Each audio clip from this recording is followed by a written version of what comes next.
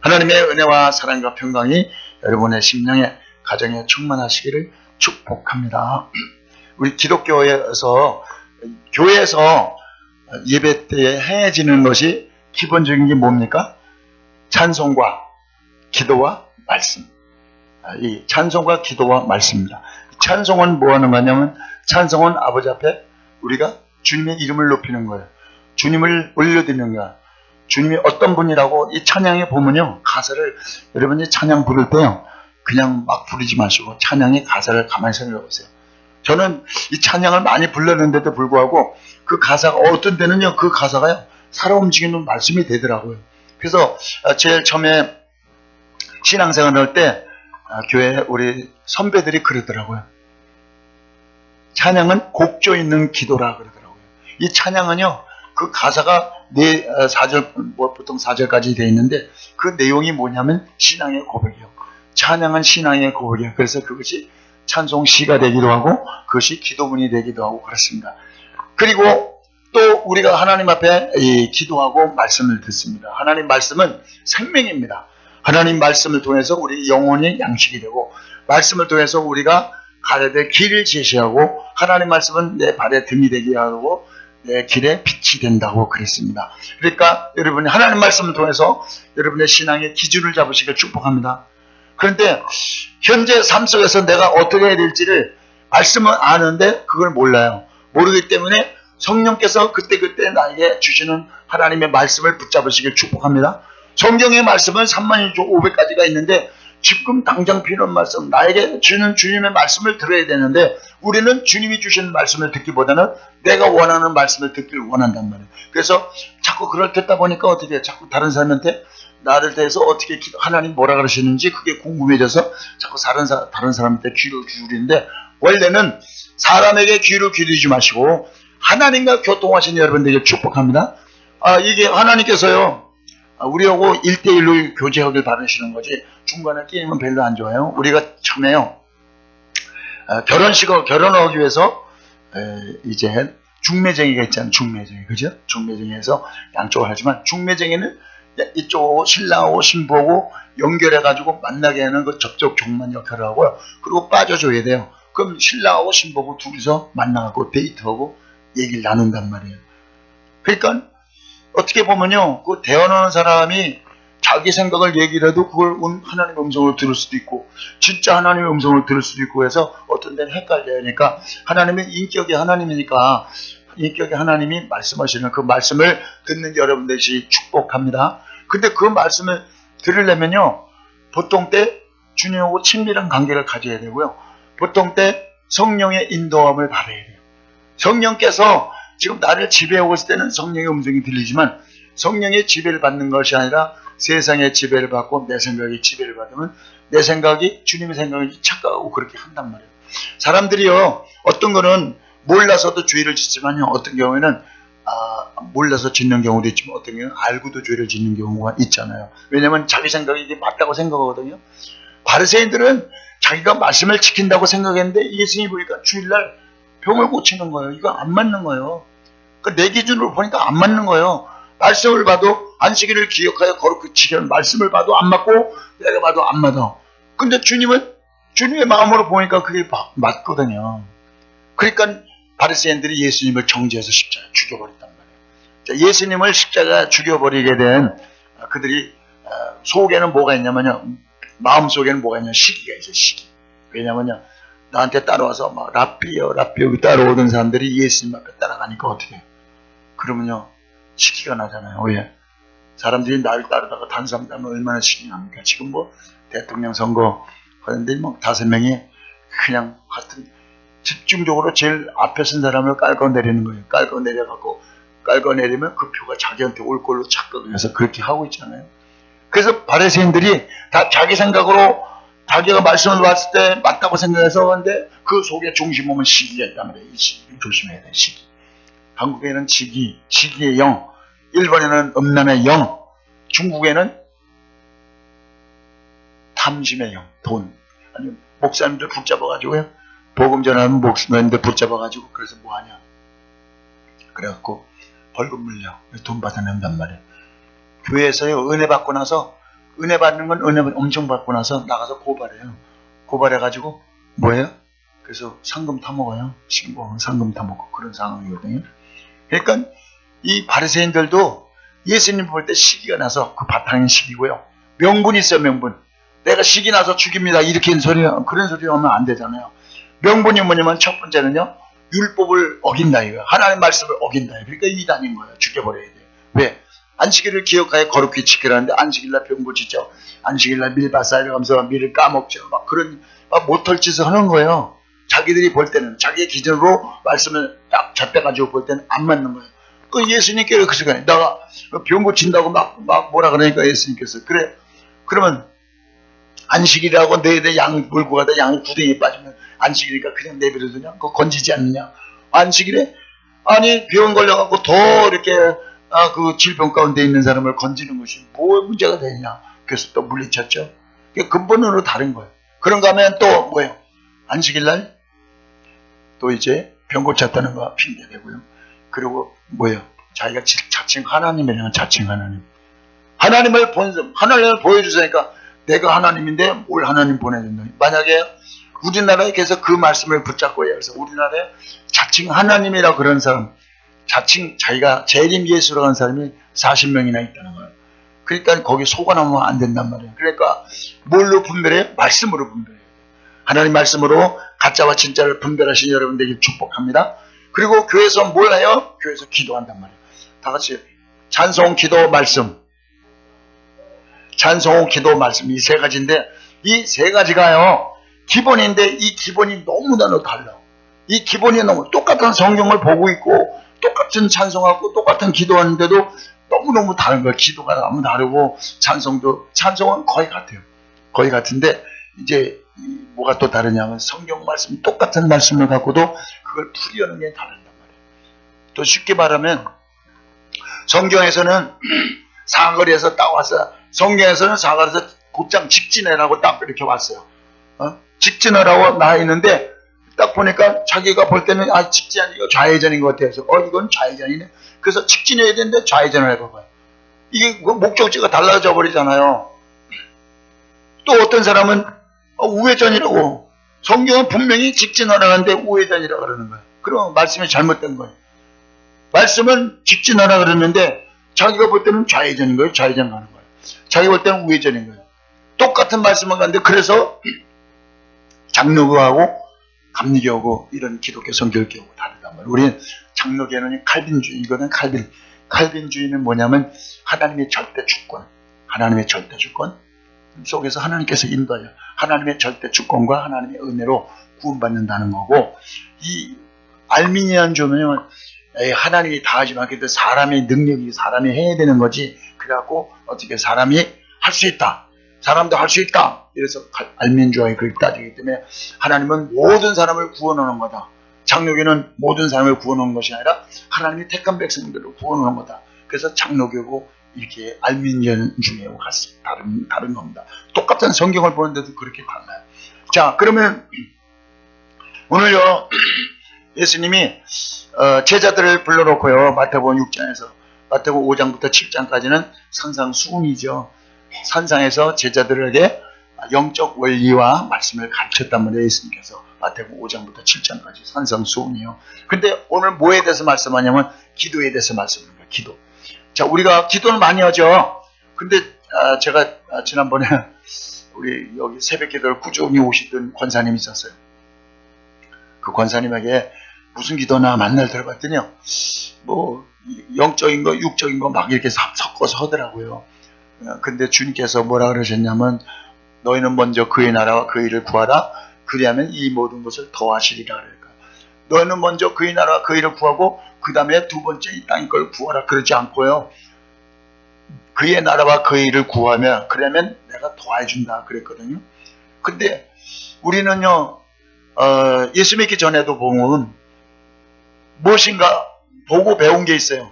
우리나라의 문화는 무슨 문화냐면요, 우리나라에 불교가 언제 들어왔냐면 삼국시대 때 들어왔거든요. 그래서 삼국시대 들어와서 불교가 먼저 들어왔어요. 들어와갖고 그 영향을 받아갖고 이제 어떻게 돼요? 그래갖고 이제 고려 때는 아주 불교가 전성기를 이뤘어요. 불교가 꽃을 이루는데, 불교가 전성기를 이루니까 나라에 막 여기저기 절간을 많이 짓고, 그리고 거기서 이제 비는 거예요. 이제 자기 비는 게 뭘 비냐면 소원을 비는 거예요. 자기 필요한 소원. 애기 낳게 해달라고, 또 부자 되게 해달라고, 그래서 그 소원을 비는 거예요. 그래서 이렇게 어떤 사람들은 절에 가서 빌기도 하지만요, 사업하는 사람들이 자기 집에 가가 또 불상 갖다 놓고 빌기도 합니다. 그래서 그렇게 비는 거예요. 그 비는 거를 우리 조상들이 꾸준히 해왔어요. 그렇게 해오다가 고려를 이조 시대 때, 이조의 이성계가 고려를 마지막 왕을 이렇게 폐위시키고 전쟁터에 가지 않고 전쟁터에서 전쟁 나가서 싸우라는데, 전쟁 나가면 아무래도 그 말 듣고 나가면 이거 안 되겠어. 그래서 그냥 신을 주라는 위화도에서 회군을 해서 돌려가지고 어디로 쳐들어왔냐면 서울로 쳐들어온 거예요. 그때 서울이 개성이거든. 개성. 고려의 그 도성이 개성이란 말이에요. 개성으로 쳐들어와서 그래서 거기서 나라를 전복시켰어요. 고려를 전복시키고, 그리고 이시조선을 세웠어요. 조선, 이시조선. 이시조선을 세워보니까 그때 중들이 워낙 그냥 이렇게 강력한 세력을 갖고 있고 다 이렇게 쪼이 되어 있기 때문에, 그래서 그 왕을 이렇게 제거시켰는데 그 중들이 결국 방해하는 거예요. 그러니까 막 중들까지 막 죽이는 결과가 나오고 막 탄압을 하기 시작하는 거예요. 그래서 전부 다 산속으로 다 가버렸어요. 다 도망가 버렸어요. 다 도망가고, 그리고 이성계가 뭘 받아들였냐면요, 유교를 받아들인 거예요. 유교를 받아들이고, 불교를 대체할 수 있는 종교를 받은 게 유교란 말이에요. 유교는 나라를 승성하고 부모를 공경하고 이렇게 해서 윤리 도덕 종교를 갖다 받아들여가지고, 그래서 공자위에서 이렇게 어른들 사람을 존경하고 이렇게 그런 사상을 받아들였단 말이에요. 도 닦는 종교에서 그래 받아들이는 종교로 이렇게 바꿔지게 되었어요. 바꿔지게 되니까 우리나라에서 혼란이 온 거예요. 뭐냐면 불교식으로 왔다가 그걸 나라에서 법으로 못하게 하고 막 그렇게 잡아 죽이고 그러니까 어떻게 해요? 그래서 유교를 갖다가 숭상하고 이렇게 나라를 숭상하고, 그리고 자기네들이 나라를 찬탈했기 때문에 그걸 빙자해서 나라에 충성해야 된다, 애국해야 된다, 자꾸 그 사상을 불어넣어준 거예요. 결국은 나라에 충성하다기보다는 어떻게 해요? 자기에게 충성하라는 거예요. 자기 지도자한테 충성하려는 그런 생각으로, 그래서 유교를 지켜오게 된 거예요. 그래갖고 나라에 충성하라, 나라에 충성하라 하다 보니까 정몽주가 쓴 사람은, 내가 고려의 충신으로서 내가 왕을 섬기는데 내가 두 왕을 어떻게 섬기겠냐. 그래서 이방원이가, 이생계 아들이 이방원이가 선주교에서, 개성 선주교에서 이런들 어떠하리 저런들 만상들은 얽혀진들 어떠하리, 우리 이것저것 얽혀서 천년만년 살아보자고 얽히니까 정몽주가 거기서 일편단심들의 노래를 하잖아요. 이 몸이 죽고 일백 번 고쳐주고 백골이 짙어되는 넋이라도 있고 없고 임향한 일편단심이야 가실질이 있어야 하고, 이렇게 정몽주가 나라에 한 일편단심이 있어요. 그런가 하면 또 어떤 사람들은 또 그래서 죽는 게 두렵고 또 새로 붙으면 또 그때도요 충신도 있고 간신 있고 다 그래요. 그래갖고 어쨌든 이시조선이 세워졌어요. 그러다 보니까 백성들이 불교식으로 불교 믿다가 어떻게 이 와갖고 또 조상을 섬겨야 되는데 제사 지는 걸 갖다 강조 올려야 되니까 불교식으로 또 유교가 되는 거예요. 막 짬뽕 됐어요. 그렇게 해서 쭉 진행되어 오다가 이조 시대 때 그래갖고 윤리 도덕을 강조하고 나라에 충성하고 부모에게 효를 충성하는 이 유교가 충성하다가 결국은 어떤 일이 벌어졌어요. 그러다가 결국은 이조 시대가 끝나고 일본에서 일본 문만이 들어왔는데, 일본이 우리나라보다 기독교를 200년 앞서서 받았어요. 200년 기독교를 앞서 서양 문물을 우리나라하고 일본하고 똑같이 들어왔는데 우리나라는 대원견이 못 들어오게 했고 거기는 받아들였어요. 받아들여갖고 서양 문물 받아들여서 일본은 발전하고 우리는 발전을 못했잖아요. 그래갖고 서양 문물 받아들여갖고 총만 들고 이제 그래가지고 우리는 칼 쓰고 있는데 그건 총만 들고 들어와서 우리나라를 점령이 됐죠. 점령이 되니까 어떻게 돼요? 점령할 때 일본이 들어올 때도요. 일본이 지금 웃기는 소리 하는 거예요. 웃긴 일본들. 너희들 우리나라가 점령했었기 때문에 너희들 눈 떴다 이거죠. 개화. 우리나라 개화 시기가 있어서 그냥 놔뒀으면 상투하고 그리고 막 공작을 맹자를 했을 텐데 우리나라가 쳐들어와서 너희들 눈 뜨게 해줬다는 거예요. 그리고 우리 공로에 대해서 감사를 해요. 말도 아닌 소리 하는 거죠.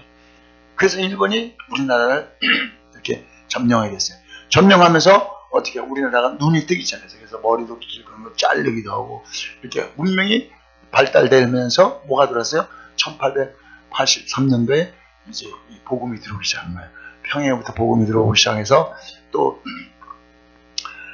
인천 앞바다로 해서 배 타고요. 언더우드 아펜셀라가 들어왔어요. 장로교에 언더우드 선교사하고 아펜셀라 선교사가 들어왔고, 언더우드 선교사는 나는 서울에서 북쪽으로 내가 장로교는 북쪽으로 내가 전할 테니까 당신은 남쪽으로 전하시오. 그래갖고 북쪽에는 언더우드 목사가 이 선교사가 장로교가 위로 가서 평양에는 장로교가 왕성하고 또 그 밑에는 이제 감리교가 왕성해요. 6.25가 나가지고 이제 전쟁 나는 번에 장로교 목사들이 다 여기 뭐 영락교회 뭐 한경진 목사님, 뭐 북한에서 나오는 저기 김창희 목사님, 충영교회 김창희 목사님, 이런 사람들 다 북한 사람들이거든요. 내려와갖고 큰 교회들을 이렇게 하고 있었어요. 그래서 그들이 우리나라 이 말씀을 왜 드리냐면 우리나라가 불교가 들어와서 불교 문화가 우리 몸에 익어가고 조상들이 한 거 보고 따라가잖아요. 자식은요 부모 하는 거 보고 그대로 따라가잖아요. 그 불교식으로 그래서 불공 들이던 걸 못하게 하니까 다시 유교식으로 해갖고 나라 증서고 부모의 효도해라. 그러니까 부모가 효도했는데 부모가 돌아가셨으니까 죽은 조상한테 묘 써놓고 거기다가 정성 들이고 훈련시키는 거예요. 그래갖고 그것이 우리나라의 신앙이 돼버렸어요. 신앙이 돼버려다가 기독교가 들어와서 1883년 들어오고 언더우드 아펜셀라 들어왔고 복음이 퍼지기 시작하니까 기독교인들이 하나 앞에 나와서 예배할 때 어떤 예수를 믿냐면 한국적 예수를 믿게 된 거예요. 한국적 예수. 그래서 우리 권사님이 그래갖고 절에 가서 빌어가지고 자식을 얻었듯이 교회 와가지고 자식 하나 더 주세요. 기도 제목이 그거예요. 아들 하나 더 주세요. 그 기도. 그런 거 자꾸 기도하다 보니까 자꾸 그분의 기도는 그런 거에서 기도에 응답받으면 계속 재미를 보는 거예요. 땅의 것에 재미를 보는 거예요. 땅의 기도 하는 거예요. 그러니까 주님께서 뭐라 하셨냐면 그 땅에 있는 거 무엇을 먹을까, 무엇을 마실까, 무엇을 입을까, 땅에 있는 거 구하는 건 그 이방인들이 구하는 건가, 그런 거 구하지 말고 너희는 먼저 그의 나라와 그 일을 구하라. 그러면 내가 이 모든 걸 다 해준다 그랬어요. 그 땅에 구하는 거 무엇을 먹을까, 무엇을 입을까, 무엇을 마실까 구하는 거는 그건 이방인들이 구하는 거예요. 그럼 어떻게 그러면 기도합니까? 봐봐라. 예수님께서 그 당시에 누가 기도의 신앙생활의 대표적인 사람들이 누구냐면요. 사두개인하고 바리새인들이요. 사두개인하고 바리새인들이요. 사두개인들은요, 이 땅에서 부귀영화를 두는 게 천국이 어디 있고 천사가 어디 있냐, 그런 신앙을 갖고 있는 사람들이 사두개인들이요. 그런 사람은 기복주의를 아주 구하는 거예요. 딱 맞는 거예요. 내가 부자니까 이 땅에서 어떻게 부자를 유지할까, 더 많이 부자가 될까, 그걸 누리려고 하는 거예요. 천사가 어디 있고 천국이 어디 있냐, 그걸 부리하는 게 사두개인들이었어요. 그런가 하면 바리새인들은 천국도 인정하고 또 이렇게 천사도 인정하고 다 하지만 이 사람들의 신앙은 무슨 신앙이냐면 인본주의 신앙, 자기중심의 신앙이기 때문에 그래서 하나님을 의식하기보다는 사람을 의식하는 거예요. 이런 걸 뭐라고 하냐, 외식주의 신앙이라는 외식하는. 예수님께서는 말씀하는 너는 외식하는 기도를 하지 말라는 거예요. 왜? 바리새인들이 보니까 기도하는 건 하나님하고 교통하는데, 보이지 않는 하나님과 교통하는데 무슨 장소적으로 와서 사람 앞에서 할 거 뭐 있어요? 길 사거리 가갖고 주여 나는 저 바리새인 저 죄인 세리들과 같이 저렇게 죄를 지지 않고 나는 항상 거룩하게 살았나이다고 자기 의를 주장하고 사람들이 야 저 사람 기도 잘하네. 사람 앞에는 기도 잘해요. 근데 혼자 있을 때는 기도 안 하고, 그리고 사람 없을 때는 이렇게 별로 하나님을 의식하지 않고 사람에게 자꾸 사람에게 보이려고 하는 기도예요. 얼마나 웃기는 거예요. 그것이 바로 외식하는 기도예요. 그런가 하면 어떤 사람 보니까 기도를 하긴 하는데 맨날 보면 무슨 기도를 하는지 몰라요. 기도도 그렇죠. 찬송은 다 똑같은 것 같아요. 그런데 기도도 무슨 기도하는지 모르는가 하면요, 설교할 때도요, 설교하는 사람이 무슨 설교하는지 모르고 설교하는 사람도 있어요. 왜 설교를 하는지, 무슨 소리 하는 거야 도대체. 한만 정신 차려도 모르는 거예요. 그런 교회가 조그만 교회가 아니에요. 조그만 교회가. 제가 아는 교회인데 먼저 200명 되는 교회인데도 설교를 하는데 나름대로 뭐 노트에다가 열심히 와갖고 막 거품을 흘리면서 열심히 설교를 하는데 내가 정신 차리더라도요, 무슨 소리를 하는지 알 수가 없어요. 뭐에 대해서 얘기하는지, 뭐 하늘 얘기도 아니고 땅 얘기도 아니고, 정신차려 잘 들어도 뭐 어떻게 전행되는지, 말은 열심히 해요, 1시간 동안. 근데 무슨 소리 했는지, 제가 거기서 하루 이틀 한 게 아니라 어떻게 하다 보니까 한 1년 넘게 신앙생활 하는데도 한마디도 들어온 게 없어. 한마디도. 어디 가면 무슨 소리가 들어야 될 거 아냐고. 저분이 갖고 있는 신앙이라든지 이 말씀을 통해서 하나님이 뭐라고 말씀하시는지 들려야 되는데 설교했는데도 무슨 뜻인지 몰라요. 그런 사람은요, 기도해도요, 뭘 놓고 기도하는지 몰라요. 남이 기도하니까 따라서 기도하는 거예요. 그 중언부언 헌설이죠. 하나님 아버지의 은혜와 사랑은 감사합니다. 하나님 주님의 은혜가 충성합니다. 뭐 생각은 딴 데 있고 그냥 입만 나불나불 대는 기도, 이런 게 중언부언은 기도. 아까운 소리 또 오고 순소리 또 오고. 하나님은 한마디 중심으로 해서 주역에도 다 알아듣는시는데 뭐 말을 많이 해 듣는 줄 알고 헛말을 자꾸 되풀이하는 것만. 꼭 뭐고 똑같았냐면, 엄마 난 내일 아침에 학교에서 10,000원 갖고 오래. 그거 뭐 이렇게 환경비원동 10,000원 갖고 오래. 엄마가 알았어, 내일 줄게 말했는데도 얘가 조금 있다 또, 엄마 학교에서 내일 10,000원 갖고 오래. 환경비원동 알았어, 내일 줄게. 엄마 내일 아침에. 이 계속 오면요, 듣는 사람이 짜증나. 하나님도요, 중언비언하는 소리 아주 듣기 싫고 맨날 뭘 구하는지도 모르고 한마디 더라도 마음을 실어서 해야 돼. 그러니까 우리가 찬송할 때도 마음을 실어서, 기도할 때도 마음을 실어서, 예배할 때도 마음을 실어서, 예물을 드릴 때도 돈 드리는 게 하나님 돈 받는 게 아니라 하나님 마음을 받으신단 말이에요. 그러니까 여러분 기도할 때도 여러분 마음의 중심으로 주 앞에 기도하시길 축복합니다. 할렐루야. 그러니까 회개를 해도요, 주여 회개합니다. 날라리 회개는 주님이 안 받으셔. 진짜 마음으로 애통하는 기도, 애통해서 회개하는 기도를 한마디라도 그런 기도를 받으셔요. 제가 정말 힘들고 어려울 때 그 간증 제가 했잖아요. 힘들고 어려울 때 정말 그냥 집 쫓겨나서 언제는 뭐 길이 나앉게 생겼을 때 하나님, 나 그 소리를 딱 듣고서요, 기가 막힌 거예요. 그래서 내가 뭐 교회 온 것도 아니에요. 집에서 그냥 타프닥 주저앉아서, 하나님 제가요 상황이 이래요. 하나님 불쌍히 여기셔서. 말도 뭐 길게 기가 막히니까 말도 많이 안 나와요. 그렇지만 찾았어요. 하나님, 이 찾는 게 중요해요. 찾는 게.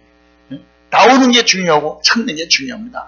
무슨 말을 미사역을 했느냐, 아름다운 소리 했냐, 사람이 듣기엔 좋지만 하나님은 미사역을 듣는 게 아니에요. 마음의 중심을 받습니다. 여러분, 자녀들이 말을 많이 해서 부모가 기쁜 게 아니에요. 그 마음을 볼 때 기쁜 거예요. 그렇잖아요. 부모는 자녀들이 마음을 표시를 했을 때 그 마음 보고 기뻐하는 거지, 뭐 딴 거 보고 기뻐하는 게 아니잖아요. 마찬가지로 하나님께서 이렇게 중언부언하는 기도, 사람 들으라고는 기도, 이런 기도하지 말고 너희는 이렇게 기도하라 그랬어요. 이렇게 기도하라는 주기도문을요, 그냥 의미 없이 하지 마시고 주기도문의 의미를 깨닫고 하시는데, 주님께서 오늘 주기도문을 하라 그렇게 감동을 주셔서 제가 하니까요, 음성을 주기도문 해라 이렇게 안 하고요, 하나님 뭘 할까요? 그래서 내가 딴 거를 이렇게 본분을 정했거든요. 자꾸 마음이 불편하고 그래서 하나님 뭘 해야 돼요? 그리고 쭉 이제 영이 열려갖고 말씀이 열게 해주셔서 창세기부터 요한계시까지 쫙 이렇게 가요. 쫙 가면요, 한 번에 확, 사람이 읽으려면 한도 끝도 없잖아요. 근데 영으로 읽으면 한꺼번에 이렇게 영이 열리면 딱 보인단 말이에요. 말씀이 열리고 보인다고요. 그러면 어디 가서 딱 꽂혀요. 마태복음에서 주기도문에서 딱 꽂히는 거예요. 딱 꽂히면 이 말씀을 해놨다. 이제 마태복음 어디 있나? 그리고 또 찾아요. 그 6장 몇 절이지? 9절. 9절 이 말씀이구나. 이렇게 딱 주님께서 이렇게 사인해요. 사인을 하면요, 사인한 것은 주님이 말씀하시겠다는 거예요. 왜 이 말씀을 들어야 될 영혼들이 있기 때문에. 그 영혼을 향해서 선포하면요, 그 다음에 나는 선포는 입술이고 도구고 내가 뭐 여러분의 반응하고 나는 상관이 없어요. 주님이 하신 말씀을 할 뿐이야. 여러분이 그 말씀을 아멘으로 받아들여서 말씀과 연합이 되면 말씀이 실체가 되는 거예요. 그런 말씀들을 사라지고 그렇게 바뀌게 되는 거예요. 그래서 요걸 말씀이 와갖고 여러분 마음을 붙잡으면 여러분 마음이 바꿔져요. 마음이 변화돼요. 요걸 갖다 변화됐다 그러면 여러분이 하나님 말씀 듣고 말씀과 연합이 돼서 말씀대로 행해지는 변화의 역사가 있게 될지라. 이 말씀이 참 중요한 거예요. 자, 그 말씀이 예수님이란 말이에요. 예수님이 뭐라고 말씀하시냐면요, 이제 기도의 모델대로 FM대로 기도하라고 저는 말씀하시는데, 첫 번째 뭐라냐면 하나님의 이름을 높이라. 이름을 높이라. 하나님의 이름을 높이래요. 하늘에 계시는 우리 아버지. 자, 하나님이 하늘에만 계신 것이 아니라 우주 만물에 다 계시죠. 근데 우리가 이 땅에 계시고 내 안에 계시다고 하지만 하나님께서는 오리지널 천국에 계시고 거기서 보좌를 가지시고 거기서도 여기까지 다 이렇게 영이시기 때문에 시간과 공간과 초월해서 다 이렇게 다스리는 걸 믿으시길 축복합니다. 할렐루야. 이 나라에는요, 하나님이 다스리지만 여기는 눈물과 슬픔이 있고 거기는 없단 말이에요. 왜냐하면 이 나라는 아직 불완전한 나라이기 때문에 그렇게 되는 겁니다. 그래서 하나님의 이름을 높이는 여러분들에게 축복합니다. 하늘에 계신 아버지 앞에 예비하신 여러분들쩌다. 근데 그 하나님은 어떤 하나님에게 높여냐면 하나님은 거룩하신 하나님, 거룩하신 하나님을 높이시길 축복합니다. 하나님이 거룩하기 때문에 높이는 거예요. 거룩하신 하나님이기 때문에 우리는 악하고 더럽고 추한 우리가 거룩하신 하나님이 오셔서 우리를 거룩하게 하시니까 거룩하신 하나님의 이름을 높이시길 축복합니다. 그리고 하나님의 이름을 높이는데 하나님 뭐냐면 하나님은 사랑이시죠.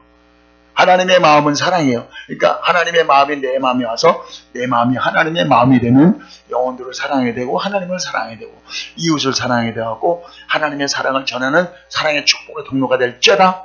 특히 주의 종들은 이렇게 하나님의 사랑을 받아서 그 사랑으로 말씀을 하고 그 사랑으로 권면하고 그 사랑으로 기도해 줄 때 그 영혼들이 변화받고 감동받고 마음이 열려가지고 하나님의 뜻을 이루게 되고 하나님의 제자 삼는 거예요. 그래서 제자는 뭐가 제자냐면요, 내가 예수님이 마음으로 내가 하나 돼갖고 내가 또 그런 예수님의 마음을 가진 자를 또 만드는 것을 제자 삼는다 그래요.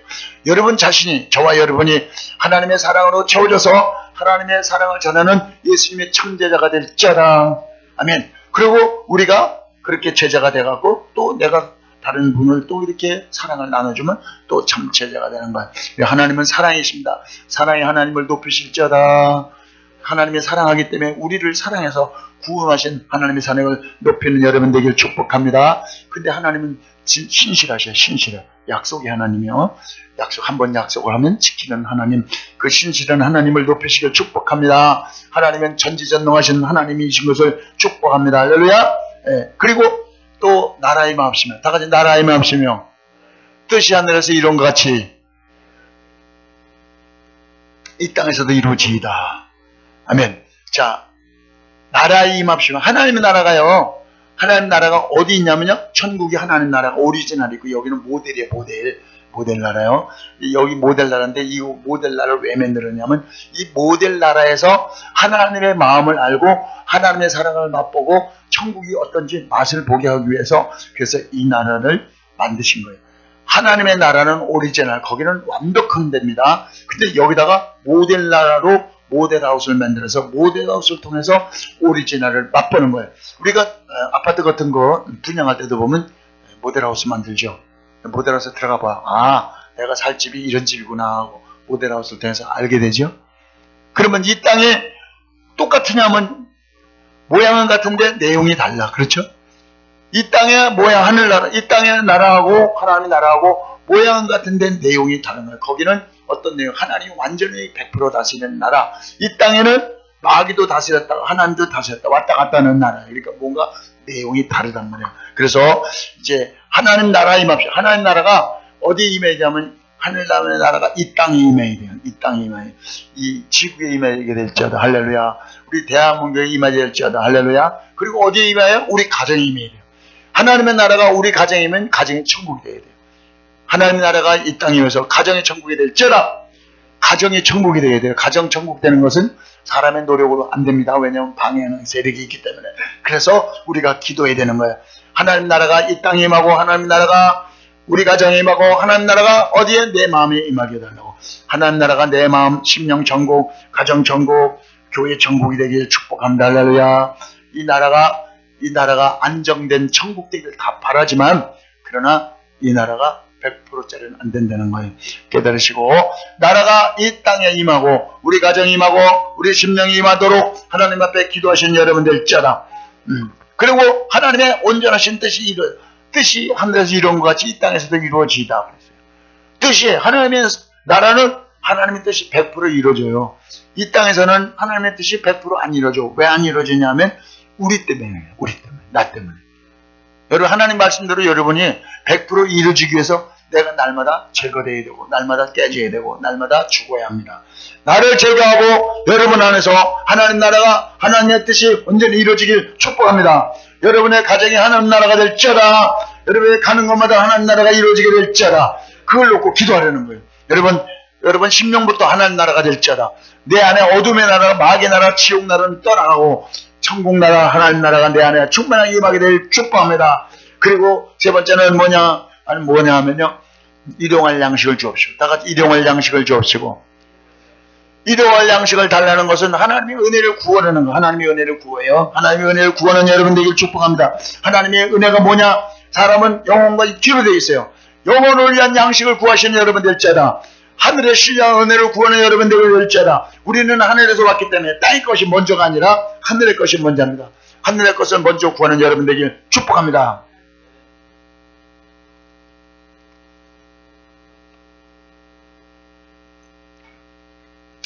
우리가 영혼을 위해서 양식이 뭐냐면 말씀이 영혼의 양식을 구해요. 여러분 영혼을 위한 하늘의 것을 하늘문을 열고 신령한 복을 먼저 받는 여러분 되길 축복합니다. 이삭이 자기 아들 야곱에게 축복할 때 하늘의 신령한 복을 구하고요. 그리고 땅의 기름진 복을 구했어요. 하늘의 이슬과 땅의 기름진 복이 임에게 달라고. 그러니까 하늘의 것과 땅의 것을 다 받은 여러분 되길 축복합니다. 땅의 것은 육신을 위해서, 육신은 흙으로 만들었잖아요. 흙으로 만들었기 때문에 육신을 위해서 필요한 모든 양식도 구하랍니다. 하늘의 것과 땅의 것을 구하시길 축복합니다. 자, 하늘의 것은 그냥 믿음으로 구하면 돼요. 그냥 받아들이고. 근데 땅의 것은 구하래요. 하나님, 주님께서 내 필요한 걸 주시옵소서 구하고, 구했으면 그 다음에 그 구원대로 믿음으로 가서 몸이 움직여야 돼요. 땅의 것은 몸을 움직여서 구하시길 축복합니다. 하늘의 것은 믿음으로 받으면 되지만 땅의 것은 구했으면 구한 것만큼 가서 또 그렇게 행동으로 옮겨서 하늘의 것도 구하시고 땅의 것도 여러분 구해서 다 응답받는 여러분들에게 축복합니다. 육신을 위해서 건강을 구해서 건강하게 될지어다. 이걸 왜 구하라 그러냐면요. 하나님이 살아계신 것을 알게 하시고 하나님이 함께 하시는 걸 알게 해서 하나님의 은혜를 알게 하기 위해서 건강을 구하시는 여러분 될지어다. 건강할지어다. 그리고 환경을 구해야 돼요. 환경. 무슨 환경? 하나님이 기뻐하시는 환경이 되도록. 그 환경이 어두운 환경이 물러가고 하나님이 다스리는 환경 되게 되도록. 우리 가정이 복된 환경, 우리 교회가 복된 환경 되게 되려고 구하는 여러분 되기 축복합니다. 할렐루야. 그리고 하나님의 손길을 구하세요. 여러분, 하나님이 주는 선물을 구하지 마시고 하나님의 얼굴을 구하시길 축복합니다. 하나님의 얼굴을 구하면 하나님께서 하늘의 것을 주시고 땅의 것을 주시고 하늘의 것과 땅의 것을 다 구해서 여러분 온전히 여러분이 영혼육이 온전해지시길 축복합니다. 할렐루야. 네 번째는 무슨 기도하냐면 죄 용서하는 기도를 하라는 거예요. 죄 용서. 죄를 용서하는 기도를 하랍니다. 자, 하나님께서요, 이 죄 용서 받았는데 우리가 그 죄값이 얼마나 하냐면 죄값이요. 얼마나 하냐. 그 죄값이 내가 죄 지면 그 값이 얼마냐면 사형선고예요. 사형선고. 죄가 얼마나 크면 사형선고예요. 주님의 로마서 6장 23절에 죄의 삭은 사망이라 그랬어요. 죄의 삭이 사망이라면 죄 지면 사망 죽은 거예요. 사형선고 받은 사람이 사면 받았다고 생각하세요. 무죄라서 집어러 가봐요. 사형선고 받으려고 지금 벌벌벌 떨고 있는데 판사가 와서 너는 오늘 무죄했어 보세요. 무죄라고 그래봐요. 그 얼마나 막 흥분하고 막 무죄니까 무죄입니까? 그러겠어요? 무죄 아무개는 무죄고 땅 쳐보세요. 그러면 막 대한민국 만세, 판사님 만세, 검사한테도 감사합니다. 변호사한테도 감사합니다. 청중한테도 감사합니다. 감사 펄펄 뛸 거 아닙니까? 그러니까 여러분이 사형 선고 받았던 거 예수님께서 대신 사형 선고 받았으니까 너는 무죄니까 집에 가라 하실 때 얼마나 기쁩니까? 그냥 공짜로 얻은 것이 아니라 하나님은 대가 지불을 하신 겁니다. 하나님이 여러분과 저의 죄를 씻어주려고 하나님은 아들을 십자가에 죽이는 대가 지불했다는 것을 깨달으시길 축복합니다. 그래서 이 기독교는요 희생의 종교고 기독교는 사랑의 종교입니다. 그러니까 얼마나 이게요 그냥 내가 보지 않았으니까 내가 뭘 잘못했는데 보지 않았는데 이렇게 멀뚱멀뚱한 사람은 믿음이 없는 거예요. 이런 사람은 하나님의 은혜를 모르기 때문에 하나님 앞에 나서 불평분만해. 왜냐하면 육신의 거 안 해준다고 내가 원하는 거 안 해준다고 불평분해. 여러분 죄 용서해 주신 하나님의 은혜에 감사함으로 주님께 영광 돌리시길 축복합니다. 하나님께서 그래요. 내가 아들까지 줬는데 뭘 또 달랬냐 이거야. 너 염치도 없지 않냐. 내가 아들까지 줬는데 내가 뭐 아깝겠느냐. 다 준다는 거야. 하나님께서 여러분에게 죄를 용서해 주신 거 은혜에 감사하는 여러분들을 축복합니다. 그래서 내가 사형선고에서 죄산 받아서 내가 살인해갖고 내가 죄가 큰 죄면 그러면 아이고 뭐 남의 집에 뭐 빵 하나 훔친 거 그 죄 같지도 않죠. 그죠? 사형선고 받은 사람이 뭐 6개월짜리 3개월짜리 3개월짜리 죄를 져갖고 감옥에 가서 너는 3개월 감옥 3개월 나는 사형수. 그럼 사형수가 3개월짜리 뭐 자기는 죄는 생각도 안 하고 거기다 3개월짜리 받은 사람 보고 야 네가 그런 죄를 지었니? 그럴 수가 있냐? 그렇게 말이 나오나요? 안 나오죠. 그렇잖아요. 근데 우리가 다 착각을 하고 있어요. 나는 사형수고 다른 사람은 3개월짜리인데 나는 사형수라는 건 생각도 안 하고 남이 3개월짜리 그거 갖고 자꾸 정죄하는 거예요. 그러니까 하나님께서요 기가 막히게 야 네 죄가 1만 달란트가 돼서 내가 용서해 준데 너한테 그거 뭐 100데나리온 빚졌다고 그걸 갖다가 네가 그러냐? 안 되겠다. 너 갖다 가둬라. 그래서 그 주인이 갖다 가뒀다고 그랬잖아요. 말씀에. 그럼 1만 달란트는 얼마고 100데나리온은 얼마냐 이거야. 1만 달란트를 내가 탕감해 줬으면 너 100데나리온도 받은 사람도 너 탕감해 줘야 되지 않냐 이거야. 괜찮아. 안 갚아도 되고 용서해 줘야 되지 않겠느냐 이거야. 그러면 100데나리온이라는 것은 1데나리온은 하루의 품삯이에요. 지금 요새 하루 품삯 얼마예요? 10만 원이죠. 10만 원. 10만 원인데 100데나리면 10만, 100만, 1000만. 1000만 원이야. 1000만 원. 1000만 원 안 갚는다고 막 감옥에다 가두고 난리예요. 근데 주인이 볼 땐 내가 너를 1만 달란트 내가 너를 용서해 줬다. 1만 달란트가 얼마냐면요. 1달란트가요. 6,000데나리 6,000데나리. 1달란트가 6,100의 봉급에 한다는 거, 월급에 해당하는 거예요. 그러니까 6,000을 곱해갖고 6,000에다가 거다가 합의 일당 10만 원씩 해보세요. 1달란트가 6,000에다가 10만 원. 60억에 60억. 6억에 6억. 1달란트가 6,000이니까 6,000 곱하기 10만 원이면 6억이에요. 6억 곱하기 며칠이에요? 1만이니까 거기다가 만을 해보세요. 6에다 만을 넣으면 이게 얼마야? 이게 뭐 상상할 수 없는 금액이에요. 얼마나 큰 금액이에요. 큰 금액이에요. 이건 도저히 갚을 수 없는 금액이에요. 그러니까 그걸 용서해 줬는데도 너 100달러는 그거 용서 못 해주겠냐 이거. 그러니까 막 이 악한 종을 불러다가 갖다가 감옥에다 가둬라. 그렇게 주인이 명령했다는 거야. 그러니까 여러분 그래서 예수님이 그래요. 남이 눈에 있는 티끌을 보면서 네 눈에는 들뻔 못 보냐. 우리나라 속담에 있죠. 똥 묻은 개가 겨 묻은 개 나무랜다. 가만히 보세요. 내가 뭐 그 눈이 안 열렸을 때는요. 나는 겨 묻은 개고 겨도 없고 다른 사람은 똥 묻은 걸로 보여요. 그러니까 자꾸 정죄하고 지적하는 거거든요. 이건 영이 덜 열렸을 때 그래요. 제가 처음에 영이 금식하고 와서요. 그냥 껍데기 영만 열렸어요. 껍데기 열리니까 막 죄진 것들이 보여가고 자꾸 지적을 하게 되더라고요. 한참 하다 보니까 주님이 저보고 그래요. 야, 똥 묻은 개가 겨 묻은 개 나무느냐? 네가 들보가 있으면서 티끌을 빼라 그러냐? 네 들보부터 먼저 빼라. 그러고서 티끌 얘기해라. 그 말에요. 확 입이 쏙 들어갔어요. 그래서 이제 다른 사람 지적을 하는 거를 막 덜컹덜컹 걸려요. 여러분의 눈에 있는 들보를 발견하시고 다른 사람에 있는 죄는 조그맣게 보고 내 큰 죄는 큰 죄를 용서받았다고 깨달으시고 그 죄진 사람을 위해서 정죄하지 마시고 그를 위해서 눈물을 흘리면서 기도하는 그리스도의 심장이 되시길 축복합니다. 할렐루야. 그래서 이러면요. 마태복음 18장에요. 베드로가 예수님 앞에 와서 물어봤어요. 예수님, 내 친구가 나한테 죄를 범하면 몇 번이나 용서해 주죠? 7번 해줄까요? 저는 옛날에 직장 다닐 때요. 잘못하자면 실수하고 자꾸 막 말썽 부리고 그러면요. 한번 불러다 경고해. 너 그러지 마.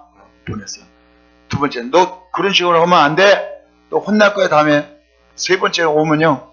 내가 그렇게 하지 말라 그랬는데 왜 그랬어? 그래갖고 세 번째 가서요. 딱 그러면 세 번째는요. 잘라버려요. 나가라고. 너 필요 없다고. 말 안 되니까 필요 없다고. 그래서 항상 저는 3번밖에 안 해줬어요. 근데 베드로는 7번 해줍니까? 나보다 훨씬 낫네. 7번이니까. 예수님께서 뭐라 했어요? 7번뿐이 아니라 70번씩 7번 봉쇄주라 했어요. 77에 49, 490번 그러니까 계속 용서해 주려는 거예요. 네가 큰 거 용서받았는데 그 조그맣게 너한테 뭐 해봐야 조그만 거 그거 용서해 줄 못할 게 뭐 있냐는 거예요. 여러분 예수님의 마음으로 여러분 우리가 우리에게 저 사람이 나한테 죄 진 걸 내가 용서해 준 거지 나도 용서해 주세요. 그렇게 말할 만큼 남의 죄도 용서해 줄 수 있는 넓은 그리스도의 마음을 가지시길 축복합니다. 이것이 주님이 원하는 기도라는 거예요. 주님의 마음을 가지고 나는 죄가 없는데 죄 있는 자를 죄를 대신해서 내가 죽었는데 너는 그를 위해서 기도도 못 해주냐? 용서도 못 해주냐? 네가 대신 죽으려는 것도 아니고 용서도 못 해주냐? 여러분 용서가 충만한 여러분 되시길 축복합니다. 사랑은 용서의 문을 열고 나옵니다. 용서를 해줘야 사랑이 나오는 거예요. 용서 안 하면 사랑이 안 나와요. 사랑하려 해도 안 되게 돼 있어요. 용서의 문을 통해서 사랑이 흘러나와서 여러분을 통해서 하나님 나라가 하나님의 영광에 하나님의 뜻이 나타나길 축복합니다. 할렐루야. 그리고 시험에 들게 하지 마시고 다 같이 시험에 들게 하지 마시고 우리 시험은 온다 이거예요. 시험은 오지만 들어가지 마시기 바랍니다. 시험이 오지만 시험 보면 스트레스 받잖아요. 사람들도 학생들이 시험 보면 스트레스 받아요. 근데 그 시험에 들게 하지 마. 시험에 들어가지 말고 시험을 넉넉하게 승리하시길 축복합니다. 할렐루야. 그래서 시험이 올 때에 시험 오는 걸 깨달아야 돼요. 깨달으면 이게요. 시험인지 모르면 지는 거예요. 시험은요 조그만 것부터 그 다음에 큰 것까지 이렇게 오는데 처음부터 큰 게 안 와요. 조그만 게 와요. 조그만 게 이겨버리면 큰 것도 이기는 거예요. 조그만 시험에서 이겨서 큰 시험도 이겨나시길 축복합니다. 그래서 그것이 훈련받아야 돼요. 시험도 훈련받아야 되고요. 그리고 시험이 이렇게 당하다 보면 이게 시험이구나 하는 것을 알게 돼요. 시험도 당해봐야 돼요. 그걸 당해보면 알게 돼요. 넘어져봐야 넘어지면 어떤 결과가 나오는지 알아야 돼요. 그래서 어떤 경우에 시험에 넘어져서 한번 넘어지는 것도 필요해요. 왜? 넘어져서 어떻게 되는지 결과를 알면 또 조심하게 되니까 그것도 다 필요한 거예요. 무조건 좋은 게 아니에요. 애들도 막 뛰어가다 넘어지면요 무릎도 까지긴 해. 그렇지만 배에다가 확 이렇게 자꾸 배를 땅에다 충격을 줘갖고 배가 위장이 튼튼해진다 그러더라고요. 그러니까 뭐 그거는 넘어졌다고 다 나쁜 건 아니니까 시험이 들어올 때 시험에 많이 든 사람은 시험이 오는 걸 알아요. 깨달아요. 시험이 오는 것을 알면은 이깁니다. 어둠이 오는 걸 알면 이겨요. 도둑이 오는 줄 알면은 밤에 도둑 안 맞아요. 도둑이 안 올 거라고 방심하다가 당하는 거니까 우리는 항상 마귀는 공격한다. 어디서부터 공격하냐? 가까운 데부터 공격한다. 가까운 데부터 공격한다. 먼 데 있는 사람이 공격하지 않아요. 미국 대통령이 나를 공격하지 않아요. 멀리 있는 소련 대통령이 공격하지 않아요. 가까운 데 있는 가족들이 날 공격해요. 우리나라는 누가 공격해요? 가까운 동포끼리 공격하잖아요. 북한에서 공격하지 무슨 먼 데서도 공격하지만은 우리 가까운 데서는 우리를 괴롭히고 있잖아요. 누가 상처를 많이 줬어요? 솔직히 따져보세요. 일본 사람들이 상처를 많이 줬습니까? 김일성이 상처를 많이 줬습니까? 일본 사람들도 우리나라를 붙잡아다가 다른 나라 사람들이 우리 붙잡아서 여자들 붙잡아다가 막 이렇게 정신대고 고통 주고 우리나라 전쟁터에 막 끌고 가고 그랬지만 어떤 사람은 군인에서 계급장 쓰려고 일본 군대에 입대한 사람도 있어요. 매국노죠, 매국노. 근데 일본 사람들이 와서 우리나라 막 물건 훔쳐가고 막 많이 했는데 그렇게 우리 백성들을 많이 죽였다는 소리는 없어요. 근데 6.25 때 김일성이 내려와갖고 우리나라가 몇 명 죽었는 줄 알아요? 200만 명 죽었어요. 200만 명. 미군이 5만 명 죽었어요. 미군이 와서 우리나라 와갖고. 얼마나 많이 죽였냐고요. 그런데 뭐 그걸 모르고 김일성이 들어오라는 거예요. 갖다가 다 죽여버려야 돼. 교회부터 죽어요. 교회부터. 지금 난리라니까. 그러니까 좀 보수가 좀 시원찮고 마음에 안 들어도요. 빨갱이보다 낫다니까요. 빨갱이보다 낫다니까. 우리 가족이 아무리 나한테 힘들게 해도 남보다 낫다니까. 남보다. 누가 울어주냐고요. 남보다 낫다니까요. 그러니까 가까운데 남보다 나은데 그걸 모르고 그냥 막 빨개 쪽에서 우리를 갖다 죽인 원수들 아니 원수. 빨갱이가 원수가 해서 옛날에는 빵 봉지에다도 방공 반첩인데 지금요. 빨갱이가 대통령 되겠다고 나는 뭐 어떻게 된지 모르겠어요. 이거는 정신 차리는 거야. 내가 어저께 그 성경 몇 작기만 강의하다 보니까요. 이스라엘 주위에요. 하나님이요. 바벨론 나라 쳐들어오고 아수르 나라 쳐들어오고 애굽 나라 쳐들어오고 헬라 나라 쳐들어오고 로마 나라 쳐들어오고 왜 쳐들어오나 봤더니 이스라엘 백성들이 하나님을 섬기다가 딴짓거리에 우상 섬기고 그러니까 하나님께서 바벨론 방에서 물어 그래서 혼내키는 거예요. 혼내켜. 하여튼 그래서 이게 만약에 지금 안 믿는 사람이 문제가 아니고 문재인이 문제가 아니고요. 내가 문제고 교회가 문제고 성도들이 문제입니다. 왜? 하나님 앞에 진실하면요. 히스기야 왕 때는요. 아수르가 쳐들어왔어요. 18만 5천 명이 들어와서요. 쳐들어왔고 그래서 딱 포진하고 있고요. 거기서 선전포고를 딱 이래놓고 선전포고를 보내와서 히스기야 왕한테 아수르 왕 사내립이 복음을 딱 갖고 와갖고요. 보니까 너 나한테 절 안 하면 오늘 쳐들어가서 박살낸다는 거야. 그 성공전 보고문을요. 히스기야 왕이 성전에다 딱 올려놓고 하나님 이 기가 막힌 일을 보십니까? 하나님 우리는 군인이 없습니다. 우리는 의지할 게 하나님밖에 없습니다. 하나님 이걸 보시고 주님이 역사하시라고요. 히스기야가 정말 히스기야는 왕인데도 눈물로 기도하는 왕이야. 진심으로 기도하는 왕이야. 그 왕이 그걸 놓고 하나님 앞에 기도했어요. 그랬더니요 하나님께서 그 밤에 천사를 보내갖고요 자기네들 싸움도 안 했어요. 그냥 18만 5천 명을 박살내버렸어요. 손 안 대고 하나님이 막 천사를 보내고 딱 18만 5천 명이 산송정이 됐어요. 그래갖고 그 사내의 왕이 자기 부하들이 다 죽었어요. 뭐 일어나 보니까 다 죽어버렸네. 그래서 혼자서 쓸쓸하게 터덜터덜 걸어서 자기 나라를 다시 돌아갔더니 막 거기서 막 대신들이 난리가 난 거예요. 당신 말이야 그렇게 큰 소리 치고 가갖고 18만 5천 명 들어가갖고 도대체 어떻게 해서 신하가 한 놈도 안 사고 당신만 살았냐 해서 거기서 신하들이 그 왕을 죽여버렸어요. 그 왕이 죽어버린 거예요. 이런 일이 벌어진다고. 하나님이 이런 일이 벌어졌는데 그때 히스기야 왕 때 아수르를 18만 5천 명을 죽여버리고 천사를 통해서 죽어버린 하나님, 그 하나님이 지금도 살아계셔서 저 여러분과 함께하니까 지금 우리가요 정말 하나님 기가 막힙니다. 이거 빨갱이 나라 나면 안 됩니다. 빨갱이 나라 되면요 하나님을 하나님 자리에 김일성을 올려놨기 때문에 김일성 앞에 가서 다 묵념하래요. 묵념하래. 김일성이가 하나님이 된 거예요. 그래서 김일성이 은혜로 먹고 산다는 거죠. 다 지금 그렇게 하고 있어요. 그러니까 여러분 지금 마지막 때는 정말 하나님 앞에 진심으로 기도할 때가 온 것입니다. 우리나라의 시험이 지금 교회의 시험입니다. 저와 여러분의 시험인 걸 깨닫고 이제 시험에 들지 않도록, 시험이 오지 않도록, 나라의 어려움이 오지 않도록 하나님 앞에 깨어 기도하는 저 여러분들을 축복합니다. 할렐루야. 다만 악에서 구합소서. 악에서 시험은 들때 시험 들면요 그 죄를 짓더라고요. 시험에 들었을 때 기도해야지. 시험 들 때 죄 짓지 않게 축복합니다. 시험에 들면 죄 짓단 말이에요. 악에 들지 않게 기도하고, 그리고 대개 나라와 권세와 하나님께 영광을 돌려야 돼요. 모든 영광 하나님께 있다고, 하나님 앞에 모든 권세도 하나님 앞에 있고 영광도 하나님께 돌리고 다 모든 것이 하나님 은혜를 드린다고 하나님께 영광을 돌리는 여러분의 기도가 되시길 축복합니다. 하나님의 나라는 영원하고 우리와 함께 하시는 그 하나님을 기도하시는 여러분 되길 축복합니다. 할렐루야. 이 시간에 주기도문을 생각하면서 주님, 주기도문이 내로 내가 기도해서 모범된 기도를 되게 하옵소서. 주여 한번 모시고 함께 동성을 기도하겠습니다. 주여!